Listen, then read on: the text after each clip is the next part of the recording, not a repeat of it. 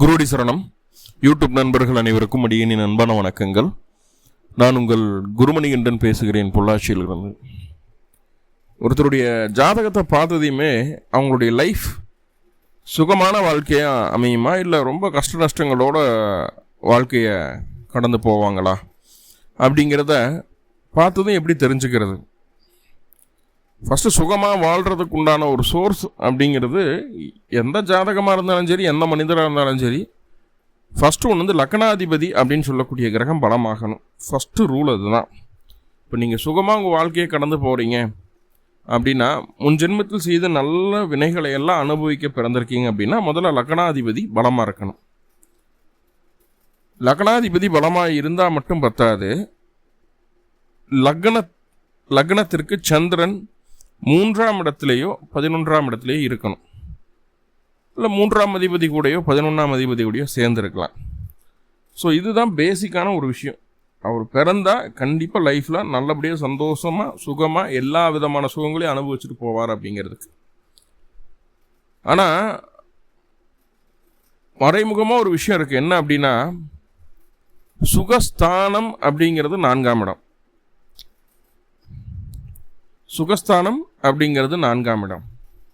இப்போ 4ஆம் இடத்து அதிபதி எந்த நிலையில் இருக்காரு அப்படிங்கிறத பொறுத்து தான் அவருடைய சுகம் நிர்ணயிக்கப்படுது, அதனுடைய அளவீடு. ஏன் எல்லாத்துக்குமே லக்னத்திற்கு 3ஆம் இடத்துல சந்திரன் இருக்கலாம், வாய்ப்பு இருக்குது. லக்னத்துக்கு 11ஆம் இடத்துல சந்திரன் இருக்கலாம், அதுக்கும் வாய்ப்பு இருக்குது. ஒரு நாளைக்கு ஒரு 3000 குழந்தைகள் பிறந்ததுன்னா 3000 குழந்தைகளை குறைஞ்சது ஒரு 200-300 குழந்தைகளுக்காவது அந்த மாதிரி இருக்கும். அதாவது லக்னத்துக்கு 11 சந்திரனோ 3 சந்திரனோ இருக்கும். லக்னாதிபதி பலமாகவே பிறக்கும் வாய்ப்புகள் இருக்குது. ஆனால் என்ன லக்னம், அந்த லக்னத்துக்கு 4ஆம் அதிபதியினுடைய நிலை என்ன, லக்னத்திற்கு 4ல் என்ன கிரகம் இருக்குது அப்படிங்கிறத பொறுத்து அவர்கள் எந்த அளவுக்கு சுகத்தை அடைவார்கள் அப்படிங்கிறதுல வேரியேஷன் காட்டுது. ஸோ அதையும் நம்ம பார்க்க வேண்டியது இருக்குது. சிம்பிளாக சுகஸ்தானத்தில் நின்ற கிரகங்களும் சுகஸ்தான அதிபதியும் எப்படி இருக்காங்க அப்படிங்கிறத தெளிவாக பார்க்கணும். ஃபஸ்ட்டு சுகக்கேடு வர்றதுக்கு வாய்ப்புகள் என்னென்ன அமைப்பு அப்படின்னு பார்த்துட்டோம்னா, அந்த 4ஆம் அதிபதின்னு சொல்கிறோம் இல்லையா, லக்னத்திலிருந்து 4ஆம் வீட்டிற்கு அதிபதி யார் வந்தாலும் சரி, அவர் நீச்சமாகிறது கூடாது. சிம்பிளாக நீச்சம் ஆகக்கூடாது. 8ஆம் அதிபதியுடனோ அல்லது பாதகாதிபதியுடனோ சேரக்கூடாது. 2வது விதி. 8ஆம் அதிபதியுடனோ பாதகாதிபதியுடனோ சேரக்கூடாது, 2வது விதி.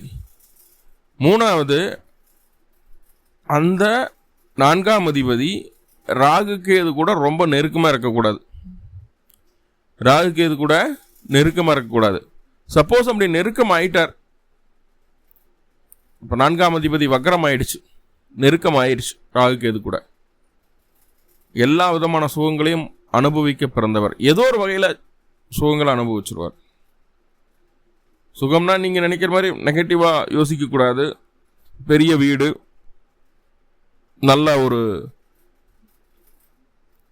சொத்து பத்துக்கள்லாம் இருக்கிற மாதிரி, 1க்கு 2 மனைவிகள் அப்படின்னு சொல்கிறது புரிஞ்சுக்குவாங்க. அப்புறம் பெண்களுக்கு அதே மாதிரி தான் போகும். கிரகங்களுக்கு ஆண் பெண்ணெல்லாம் தெரியாது. சிம்பிளாக கிரகங்கள் தன்னோட கடமையை செஞ்சுட்டு போயிட்டே இருக்கும். இப்போது வக்ரமாயிருச்சு, 4ஆம் அதிபதி வக்ரமாயி ராகு கேது கூட சேர்ந்துட்டாங்க அப்படின்னா மிகப்பெரிய பொருளாதார முன்னேற்றத்தை கொடுத்துருது. சொத்து சுகம், வண்டி வாகனம், 10 வண்டி வாகனம் நிப்பாட்டி வச்சுருப்பாங்க. ஒவ்வொரு நாளைக்கு ஒவ்வொரு கலர் யூஸ் பண்ணலாம். அந்த அளவுக்கு டெவலப்மெண்ட்டாக கொடுத்துரும் கண்டிப்பாக. அப்போ ராகு கேது கூட இணையக்கூடாது. இணைஞ்சா வக்ரமாக இருக்கணும். வக்ரமாக இருந்தால் தப்பிச்சிட்டிங்க. வக்ரமாக இல்லாமல் 4ஆம் அதிபதி ராகு கேது கூட இணைஞ்சதுன்னா டோட்டலாக வாஷ் அவுட் பண்ணிடும். வக்ரம் இல்லை அப்படின்னா வாடகை வீடு தான் கடைசி வரைக்கும். பெருசாக சொத்து சுகம் சேர்த்த முடியாது. கணவன் மனைவிக்குள்ளே அந்த சுக ரீதியான விஷயங்களை அனுபவிக்க முடியாது. எப்போவுமே கான்ட்ரவர்சி தான் போயிட்டுருக்கும்.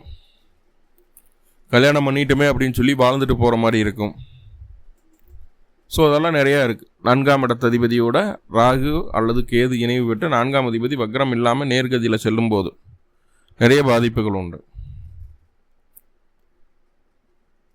இப்போ 4ஆம் அதிபதி அஸ்தமனம் அடையக்கூடாது. அது சூரியனோட ஒரே டிகிரியில் இணையக்கூடாது. மேக்ஸிமம் +or-5 டிகிரிஸ் எடுத்துக்கலாம். நம்ம சூரியன் நிற்கிற டிகிரியிலிருந்து +or-5 டிகிரிக்குள்ளே 4ஆம் அதிபதி இருக்கக்கூடாது. இருந்ததுன்னா அது அஸ்தமனம்னு வேறு. சொத்து பத்து வீடு எல்லாமே இருக்கும், இல்லைன்னு சொல்ல முடியாது, எல்லாமே இருக்கும். ஆனால் எதையும் அனுபவிக்க முடியாது. என்னோடதுன்னு வெளியில் சொல்லிக்கலாம், ஆனால் அந்த வீட்டில் போய் உட்காந்து தன்னுடைய ஜீவனத்தை தன்னுடைய வாழ்க்கையை நடத்திக்கணும் அப்படின்னா கண்டிப்பாக அதுக்கு வாய்ப்புகள் இல்லை. ஸோ அப்படி ஒரு அமைப்பாக போயிடும். ஸோ 4ஆம் அதிபதி பலம் அப்படிங்கிறது இப்படி தான் நம்ம தெரிஞ்சுக்கணும். சிம்பிளாக பேசிக்காக பார்த்தா இவ்வளோதான். உங்களுடைய ஜாதகத்தை பார்த்ததையுமே நீச்சமாக உச்சமாக ராகுகேது கூட சேர்ந்துருக்கு, அஷ்டமாதிபதி கூட சேர்ந்துருக்கா, இல்லை பாதகாதிபதி கூட சேர்ந்துருக்கு, அழகாக பார்த்துடலாம். ஓரளவு ஜோதிட அறிவு இருந்தாலே போதுமானது இதுக்கெல்லாம். ஸோ குட் ஆர் பேட் அப்படின்னு சொல்லிடலாம். சரி சாமி, நெகட்டிவாக சொல்கிறீங்க, எப்படியோ இருந்துட்டு போகுது, லக்னாதிபதி எப்படி இருந்துட்டு போகுது, சந்திரன் எங்கே இருந்துட்டு போகுது, 4ஆம் அதிபதி என்ன நிலையில் வேணாலும் இருக்கட்டும், அதையும் தாண்டி ஒரு யோகத்தை தரக்கூடிய சில அமைப்புகளெல்லாம் இருக்குமா, அதெல்லாம் என்ன அப்படின்னு பார்த்துட்டோம்னா, ஃபஸ்ட்டு ஒன்று பார்த்துட்டிங்கன்னா, 4ஆம் இடத்தில் 2 கிரகங்கள் லக்ன ரீதியாக நாளில் 2 கிரகங்கள் திக்பலம் அடையுதுங்க. திக்பலம் அடையுது. அப்போது 4ஆம் வீட்டில் திக்பலம் அடையக்கூடிய கிரகங்கள் அப்படின்னு பார்த்துட்டோம்னா, சந்திரன் முதன்மையாக, 2வதாக சுக்கிர பகவான். இப்போது எந்த ஒரு ஜாதகத்தில் லக்னத்திற்கு 4ஆம் இடத்துல சந்திரன் இருக்கோ அவர்களுக்கு எல்லா சகலவிதமான சுகங்களும் கிடைக்கும். உயர்தரமான வாகன வசதி, நல்ல வீடு, அழகான வீடு, நல்ல வீடு, தாய்வழி உறவுகளால் பலவிதமான நன்மைகள், நல்ல குணம், முதல்ல நல்ல நண்பர்கள் சுற்றியும் இருப்பாங்க, அனைவராலும் பாராட்டப்படக்கூடிய அளவுக்கு இவர்களுடைய உடை பாவனை செயல் இருக்கும். பிறக்கும்போது இவங்ககிட்ட சொத்து பத்து ஒன்றுமே இல்லை, ஆனால் இவங்க இறக்கும்போது சொத்து பத்து சேர்த்து டெவலப் பண்ணி விட்டுட்டு தான் போவாங்க. அதாவது இவர்கள் மூலமாக இவர்களுடைய வாரிசுகளுக்கு பூர்வீக சொத்தே உருவாகுதுங்க. பூர்வீக சொத்தே உருவாகுது. குறிப்பு என்னன்னா, கண்டிப்பாக சந்திரனுடைய தசாபுத்தி தசா வரணும். கண்டிப்பாக அந்த 10 வருஷம் சந்திர தசை நடக்கணும். நடந்ததுன்னா அப்படியே டாப் லெவலில் தூக்கி கொண்டு போய் உட்கார வச்சிடும். சரி, 2வது பட்சமாக நாளில் சுக்கிரன், 4ஆம் இடத்துல சுக்கிரன் இருந்தாலும் அதுவும் திக்பலம் அடையக்கூடிய ஒரு அமைப்பு தான். சகலவிதமான சுகங்களையும் அனுபவிக்கக்கூடிய பாக்கியம் உண்டாகிறது. பெண்களால் சொத்து சுகம் அதிகம் ஏற்படுகிறது. பெண் பெயரில் சொத்து, மனைவியின் பெயரில் சொத்து, திருமணமான ஆன பின்பு சொத்து அமைகிறது, வாகனம் வாங்கிறது, எல்லாம் அழகான வீடு, நிலம், அழகான வாகனங்கள், லக்ஸுரியான வெஹிக்கிள்ஸ், நல்ல சம்பாத்தியம்,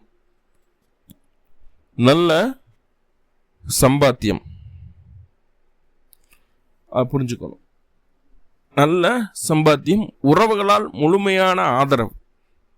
நொடிஞ்சே போனாலும் உறவுகள் தூக்கி கொண்டு மேலே மறுபடியும் பழைய நிலைமை கொண்டு வந்துவிட்டுரும். சுக்கிரதசை நடக்கணும். 20 வருஷம் ரொம்ப ஜாலியாக இருப்பாங்க.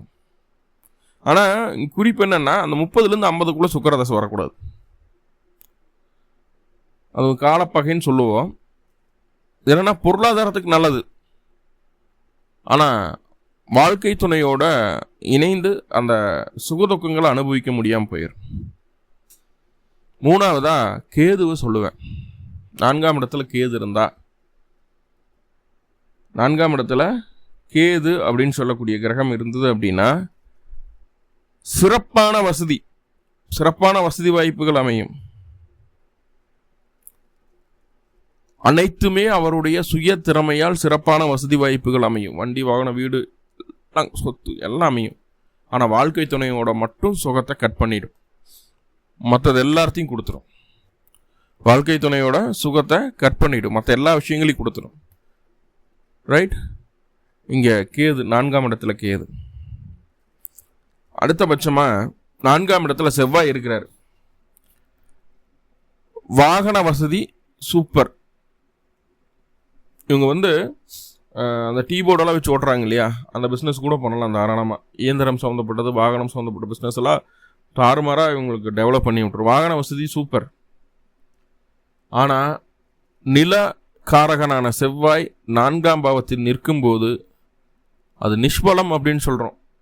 அப்போது என்ன ஆகுது அப்படின்னா, வீட்டு வசதிகளை குறைத்து விடுகிறது. சொந்த வீடு இருந்தால் வாடகை வீட்டில் வசிக்க வைக்குது. நிலம் வாங்கி வீடு கட்ட முடியாத ஒரு சூழ்நிலை ஏற்படுத்துது. சுய சம்பாத்தியம் அப்படிங்கிறத மட்டும் மையப்படுத்தி ஜாதகரை படிப்படிய முன்னேற்ற பாதைக்கு அழைத்து செல்கிறது. சுய சம்பாத்தியம் அப்படிங்கிறது ரொம்ப ரொம்ப இங்கே மைனூட்டாக பார்க்க வேண்டிய விஷயம். அதே போல் சந்திரன் இருக்கும்போதும் சரி, சுக்கிரன் இருக்கும்போது உறவுகளால் ஆதரவுன்னு சொன்னோம் இல்லையா, இங்கே உறவுகளால் வெறுப்பு மட்டும்தான் மிச்சமாகும். 4 செவ்வாய் இருந்ததுன்னா. 4 புதன், இது ரொம்ப ரொம்ப ஃபேவரான ஒரு விஷயம். 4 புதன் இருந்தோன்னா அந்த குழந்தை படிக்க மட்டும் வச்சா போதும். எவ்வளவோ கஷ்டப்பட்டு படிக்க வச்சிடலாம். படிக்க வச்சா மட்டும் போதும். அதுவும் ஆரம்ப கல்வி கொஞ்சம் மத்தியமாக இருக்கும். உயர்கல்விக்கு மேலே தான் நல்லாவே படிக்க ஆரம்பிக்கும். படிக்க வச்சிட்டோம் அப்படின்னா அவங்களுடைய வாழ்க்கையை அவங்க பார்த்துக்குவாங்க. அதாவது பேரம்பேத்திகளுக்கு உயிர் எழுதி வைக்கிற அளவுக்கு சம்பாத்தியம் வந்துடும். நல்ல கல்வி அறிவு, தாயார் ஆதரவு பூர்ணமாக இருக்கும். நல்ல கல்வி அறிவு, சுகபோகங்கள் கண்டிப்பாக உண்டு. உத்தரவாதமான வருமானம், உயர்தரமான வீடு, வாகன வசதிகள் ஏற்படும். இந்த மெக்கானிக்கல், எலக்ட்ரிக்கல், எலக்ட்ரானிக்ஸ், இப்போ இருக்கக்கூடிய ஏஐ, இது சம்பந்தமான விஷயங்கள்ல அற்புதமான நுண்ணறிவு இருக்கும். அதை தான் பேஸ் பண்ணி டெவலப் ஆகி வருவாங்க. 4 புதன், 4 குரு, இதுவும் ஒரு நல்ல விஷயம் தான். அது காரகோப்பா சரி, உங்களுக்கு கேந்திராதிபத்திய தோஷம் அப்படிங்கிறதெல்லாம் ஒரு பக்கம் இருக்கட்டும். 4 போய் சுபகிரகம் போய் உட்கார்றது அப்படிங்கிறது இருந்தால் இருந்துட்டு போது, ஒன்றும் பிரச்சனை இல்லை. ஆனால் வசதியான இடத்துல தான் எங்களுடைய வாழ்க்கையை அமையும். 4 குரு ஒயிட் காலர் ஜாப்னு சொல்லுவோம் இல்லையா, அப்படியே ஆடாமல் அசையாமல் ஒரு கடையில் உட்காந்து கம்ப்யூட்டரை மட்டும் தட்டி போட்டு சம்பாத்தியம் ஃபுல்லாக வாங்கிட்டு போகாது. சரிங்களா? அவங்களுடைய அறிவுக்கு அவங்களுடைய பேச்சுக்கு தான் இங்கே அந்த அளவுக்கு காசு கொட்டி கொடுப்பாங்க. சுகபோகமான வாழ்க்கை உண்டு. அதே நேரத்தில் நிறைய காசு பணம் புழங்கக்கூடிய இடத்துல தான் இவங்க வேலையே இருக்கும். நல்லா காசு பணம் புழங்கக்கூடிய இடத்துல தான் இவங்களுடைய வேலையே இருக்கும். நல்ல சாமர்த்தியம் உண்டு. 4 புதன் இருந்தாலும் சரி, 4 குரு இருந்தாலும் சரி, நல்ல சாமர்த்தியம் உண்டு. சாமர்த்தியத்தினால தான் ஜெயிப்பாங்க. அதனால தான் மேலே வருவாங்க. திறமையால் உயர்ந்தவர்கள். பணப்புழக்கமும் நல்லா இருக்கும். 4 குரு இருக்கக்கூடிய ஆளுக்கு உங்கள் கூட இருந்தாலே உங்களுக்கே பணப்புழக்கம் நல்லா இருக்கும். ஸோ அது ஒரு ரொம்ப சூப்பரான விஷயம். 4 சுக்கிரனோ சந்திரனோ குருவோ யாராவது உங்கள் செட்டில் யாராவது இருக்காங்க, உங்கள் நண்பர்கள் யாராவது இருந்தாங்கன்னா அவங்கள பகச்சிக்காமல் அவங்கள கூட வச்சுக்க பார்த்துங்க. அவங்களால நம்மளுக்கு லாபமோ நஷ்டமோ அப்படிங்கிறதெல்லாம் இல்லை. அவங்களால நஷ்டமே ஆனாலும் அவங்க கூட இருக்கட்டும். கூட இருக்கிறதுனால நம்மளுக்கு வருமானம் 2 மடங்காக பெருகிட்டே இருக்கும். நம்மளால் வாட்ச் பண்ணி பாருங்கள். சொல்கிற விஷயம் அனுபவத்தின் மூலமாக சொல்கிறோம். வாட்ச் பண்ணி பாருங்கள். அந்த மாதிரி ஏதாவது உங்கள் உறவுகள் இருந்துன்னா அவங்ககிட்ட மாதம் கையில் காசு கூட கொடுத்து வாங்குங்க, தப்பே கிடையாது. சரி, 4 சனி வந்தாச்சு. சொத்து இருந்தும் அனுபவிக்க முடியாது. சொத்து வாங்கினதுக்கப்புறம் அதில் சொத்து சம்பந்தமான விஷயங்கள் ஏதாவது விவகாரம் தொந்தரவு சொல்லிகிட்டே இருப்பாங்க. பக்கத்து வீட்டுக்காரன் இது என்னோடதும்பா, ஏற்று வீட்டுக்காரன் இந்த அளவுக்கு தான் உனக்கு இடம் இருக்குது, இதுக்குள்ளே தான் வரணும் போகணும் அப்படிம்பாங்க. அப்போ 4 சனி வந்தாச்சுன்னா சொத்து அப்படிங்கிறது அமைஞ்சிரும். ரொம்ப லேட்டானாலும் அமைஞ்சிரும், கொடுத்துருவாரு. ஆனால் உங்களுக்கு கரெக்டாக இடம் இருக்கா, தடம் இருக்கா, எல்லாம் எதுன்னு பார்த்து கரெக்டாக இது பண்ணிக்கணும். ஏன்னா ரொம்ப அக்கம் பக்கம் நெருக்கடியாகவே இருக்கும். நெருக்கடியாகவே இருக்கிறதுக்கு வாய்ப்புகள் உண்டு. இல்லைன்னா பழைய வீடு, கட்டின வீடு வாங்கிக்கிறது, பழைய வீட்டில் போய் வசிக்கிறது, அதெல்லாம் பார்த்துக்கிட வேண்டியது இருக்கும். உறவுகளால் 10 பைசா பிரயோஜனம் இல்லை. நீங்கள் என்ன தான் மாறி கட்டி உங்கள் உறவுகளுக்கு செஞ்சாலும் உங்களுக்கு ரிட்டன் கிடைக்கிறது அப்படி என்னமோ 1 பைசா கூட கிடைக்காது. அந்த சுத்தமாக மரியாதையும் இருக்காதுன்னு பார்த்துக்குங்களேன். அப்புறம் திருப்பி கொடுக்குறதெல்லாம் ரெண்டாவது இருக்கட்டும், சுத்தமாக மரியாதையும் இருக்காது 4ஆம் இடத்துல சனி இருந்ததுன்னா. இப்போ உறவுகளுக்காக எதுவும் செய்யாதீங்க, அவங்ககிட்ட நீங்களும் எதிர்பார்க்காதீங்க. எதிர்பார்த்தாலும் கிடைக்காது, அது வேறு விஷயம். உறவுகிட்ட எதிர்பார்க்கவும் கூடாது அப்படிங்கிறது. நாளில் கேது இருந்தால் சொல்லிட்டேன். நான் நாளில் ராகு இருந்ததுன்னா பாருங்கள், இதுவும் சிறப்பான வேலைக்காரன் தான். நல்ல திறமைசாலி, நல்ல வாகன வசதி உண்டு. வாகனத்தை பயன்படுத்தி தொழில் செய்யும்போது அதன் மூலமாக வெற்றியும் உண்டு. ஆனால் எல்லாமே சொந்த ஊரில் கிடையாது, வெளியில். கணவன் மனைவியிடையே சுகம் அப்படிங்கிறது குறைவு. ஆனால் மற்ற வழியில் சுகங்கள் கிடைக்கிறதுக்கு வாய்ப்புகள் ரொம்ப அதிகம் உண்டு. பார்த்துக்கிட வேண்டியது இருக்கும். முக்கியமான ஒரு விஷயம், நாளில் சூரியன் இருந்தால் மன வாழ்க்கையை ரொம்ப கஷ்டப்படுத்திடுது. உறவுகள் மேலே இவருக்கே வெறுப்பு வந்துடுதுங்க. நாளில் சூரியன் இருந்தால் அப்பாவுக்கு அம்மாவுக்கு கண்டான்னு சொல்கிறாங்க. அந்த டைமில் நாளில் சூரியன் இருக்கக்கூடிய குழந்தை பிறந்து அந்த பருவ வயது அடையிற வரைக்கும் தாய் தந்தையருக்கு அவ்வளோ கஷ்டத்தை கொடுக்கும் அப்படிங்கிறது ப்ராக்டிக்கலாக பார்த்துட்டு வரக்கூடிய ஒரு விஷயமாக தான் இருக்குது. சொந்த ஊரில் இவங்களுக்கு முன்னேற்றம் இல்லை. வெளிநாடு வெளிமாநிலம் போய் பொழைச்சிக்கிட்டா கண்டிப்பாக டெவலப் ஆகிடலாம். உள்ளூரில் இருக்க வரைக்கும் அவங்களுக்கு அந்த வெளிச்சம் அப்படிங்கிறது கிடைக்காமையே போயிடும் வாழ்க்கையில். வண்டி வாகனம் இவங்க பேரில் ஆகாது. நிறைய வாகன பழுது சந்திக்க வேண்டிய ஒரு சூழ்நிலை உண்டாகும். வாகனத்துக்காகவும் சொத்துக்காகவும் வீட்டுக்காகவும் அதிக செலவுகளை செய்யக்கூடிய ஒரு நபராக மாறிடுவாங்க. 4ஆம் இடத்தில் சூரியன், அதை நம்ம பார்த்துக்கிட வேண்டியது இருக்கும். இப்போ நாளில் எல்லா கிரகங்களும் பார்த்துட்டோம். 4ஆம் அதிபதி எப்படி இருந்தால் என்ன விஷயங்கள் அப்படிங்கிறத பார்த்துட்டோம். சிம்பிளாக ஒரு கன்க்ளூஷன் சொல்லணும்னா, 4ஆம் இடத்துல சுக்கிரன், சந்திரன், புதன், குரு, கேது இவங்கெல்லாம் தாராளமாக இருக்கலாம். இந்த கேது புதன் அப்படிங்கிற 2 கிரகங்கள் மட்டும் சுகம் அப்படிங்கிற விஷயத்தில் வாழ்க்கை துணை கிட்ட இருக்கக்கூடிய சுகத்தை மட்டும் கொஞ்சம் சோதிச்சு பார்க்குது, அதில் வெறுப்பை ஏற்படுத்துது. மற்றபடி இந்த குருவோ சுக்கிரனோ அல்லது சந்திரனோ சகல விதமான சுகங்களையும் அனுபவிக்க கூடிய ஒரு வல்லமையை ஜாதகருக்கு கொடுத்துருது. குறிப்பு என்னென்னா, அந்த காலகட்டங்களில் கரெக்டாக அந்த கிரகங்களுடைய தசாபுத்தி நடக்கணும். சார் எனக்கு 4 சுக்கிரன் இருக்குது சார், நான் பிறந்தது கிருத்திகை நட்சத்திரத்தில், எனக்கு 100 வயசில் தான் சுக்கிர தசையே வருது, நான் எப்போ சார் சுகத்தை அனுபவிக்கிறதுன்னு கேட்கக்கூடாது. குறிப்பு என்னென்னா, அந்த தசாபுத்தி கண்டிப்பாக நடக்கணும் அப்படிங்கிறது தான் மீண்டும் மீண்டும் சொல்லக்கூடிய ஒரு விஷயமா இருக்குது. ஸோ இது 4ஆம் இடம் 4ஆம் பாவத்தை பற்றின விரிவான ஒரு விஷயமாக நம்ம ஒரு வகுப்பாக எடுத்துகிட்டு இருக்கோம். ஆல்ரெடி நிறைய வகுப்புகள் எடுத்துகிட்டு இருக்கோம். ஸோ 4ஆம் பாவம் சம்மந்தமாக ஒருத்தருக்கு என்னெல்லாம் படிக்கலாம், எப்போ இன்வெஸ்ட் பண்ணலாம், எதில் இன்வெஸ்ட் பண்ணலாம், எப்போ வீடு வாங்கணும், எப்போ நிலம் வாங்கணும், சொந்த வீடு நம்ம பேரில் வாங்கலாமா, இல்லை மனைவி பேரில் வாங்கலாமா, இல்லை குழந்தைகள் பேரில் வாங்கலாமா, கூட்டு பத்திரமா ஆகுமா ஆகாதா, இப்படின்னு வீடு நிலம் சொத்து சுகம் சம்மந்தமான அத்தனை விதமான விஷயங்களையும் ஒரு சிம்பிளான ஒரு ப்ராக்டிக்கலான ஒரு வகுப்பாக எடுக்க போகிறோம். டெலிகிராமில் தான் அந்த வகுப்பு நடக்கும். விருப்பப்படுறவங்க அந்த வகுப்பு நடக்கக்கூடிய குழுவோட குரூப்போட லிங்க் உங்களுக்கு டிஸ்கிரிப்ஷனில் இருக்கும். விருப்பப்படுறவங்க அதை கிளிக் பண்ணி குரூப்புக்குள்ளே வந்துடலாம். இது ஒரு பெய்டு கிளாஸ் தான், இலவசமாக கிடையாது. ஏன்னா பலவிதமான ஜோதிட ரகசியங்கள் அதில் கண்டிப்பாக கிடைக்கும். பிரச்சனைகள் இருந்துன்னா பிரச்சனைகளுக்கு தீர்வும் கிடைக்கும். ஸோ விருப்பப்படுறவங்க அதில் குரூப்பில் இணைஞ்சிட்டு வகுப்பு நடத்தக்கூடிய தேதியை பின்னதாக அறிவிக்கப்படும். அந்த டைம் வரும்போது கரெக்டாக கிளாஸ் ஸ்டார்ட் பண்ணிடுவோம். அதுக்குள்ளே பேமெண்ட் பண்ணிவிட்டு முதல்ல உள்ளே வரக்கூடிய நபர்களுக்கு மட்டும், குறைந்த நபர்களுக்கு தான் அனுமதியாக கொடுக்கலான்ட்டு இருக்கோம். ஸோ யாரெல்லாம் முந்திக்கிறீங்களோ அவங்களுக்கெல்லாம் அந்த வகுப்பு கிடைக்க காத்திருக்கு. ரொம்ப அற்புதமான சில அனுபவ விஷயங்களாக பார்க்க காத்திருக்கீங்க, கேட்க காத்திருக்கீங்க. ஸோ முக்கியமாக அந்த தொழில்முறை ஜோதிடத்தில் இருக்கக்கூடிய நபர்களுக்கு ரொம்ப யூஸ்ஃபுல்லாக இருக்கும். வெறும் 4ஆம் பாவம் அதை மட்டும் வகுப்பாக படிச்சுட்டு 4ஆம் பாவத்தை மட்டுமே மையப்படுத்தி வரக்கூடிய வாடிக்கையாளர்கிட்ட 4ஆம் பாவத்தை மட்டுமே பேசி உங்களுக்கு ஃபீஸ் 500 ரூபாய்னா 1000 ரூபா உங்கள்கிட்ட அவங்க கொடுத்துட்டு போகிற அளவுக்கு 4ஆம் பாவத்தை மட்டும் வச்சு பேச முடியும். ஸோ அந்தளவுக்கு வகுப்பு டீட்டெயில்டாக இருக்கும். விருப்பம் இருக்கிறவங்க ஜாயின் பண்ணிக்கலாம். நன்றி நண்பர்களே, நன்றி. வாழ்க வளமுடன். திருச்சிற்றம்பலம்.